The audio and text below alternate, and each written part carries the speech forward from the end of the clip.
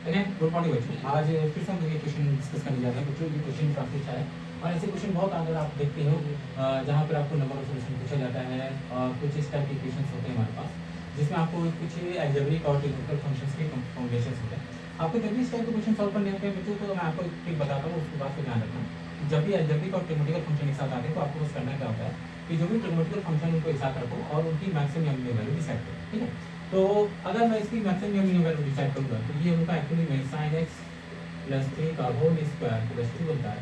उसी तरह से हम इस क्वाड्रेटिक के लिए निकालेंगे तो ये हम लोग का 5x माइनस 4 का होल स्क्वायर, ठीक है, और 5x माइनस 6 का होल स्क्वायर प्लस 18 आता है। ठीक है, अब हम लोग यहाँ पर बस करना क्या चीज़ होता है कि आप इसकी मैक्सिमम या मिनिमम वैल्यू डिसाइड करो। तो इसकी मैक्सिमम वैल्यू अगर हम निकालते हैं तो ये साइन इसकी जगह 1 रखेंगे तभी मैक्सिमम बनेगा।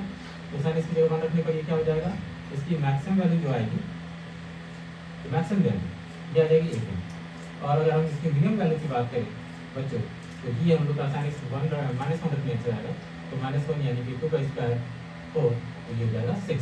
उसी तरीके से हम इस क्वाड्रेटिक में निकालते हैं तो ये क्वाड्रेटिक अगर हम देखें तो इसकी मिनिमम वैल्यू एग्जिस्ट करेगी, मैक्सिमम तो इन्फिनिटी जाएगी, तो इसकी जो मिनिमम वैल्यू आएगी बच्चों वो आएगी 18, है ना।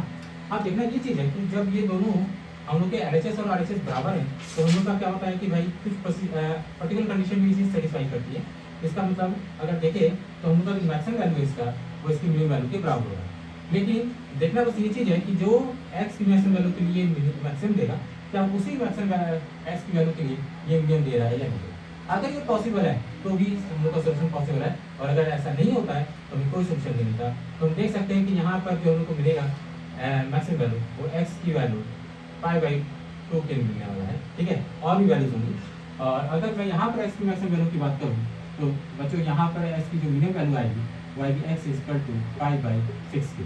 तो चूंकि ये दोनों वैल्यू क्या है, अलग अलग है, तो इसका मतलब हम ये कह सकते हैं कि ये दोनों वैल्यू में हम देख सकते हैं कि एक की जो मैक्सिमम वैल्यू दूसरे की मिनिमम वैल्यू से मैच नहीं कर सकती है, क्योंकि x की जो वैल्यू है वो डिफरेंट है। इसलिए हम यहाँ पर कह सकते हैं डायरेक्ट यहाँ पर नो सॉल्यूशंस पॉसिबिलिटी होगी। तो बच्चों इस टाइप के क्वेश्चन को सॉल्व करने का बहुत ही बेहतरीन तरीका होता है और आगे आपको ये चीज़ समझ में आ गया होगा। आगे भी हम लोग ऐसे शॉर्ट्स को डिस्कस करेंगे। ठीक है, okay, goodbye and have a nice day.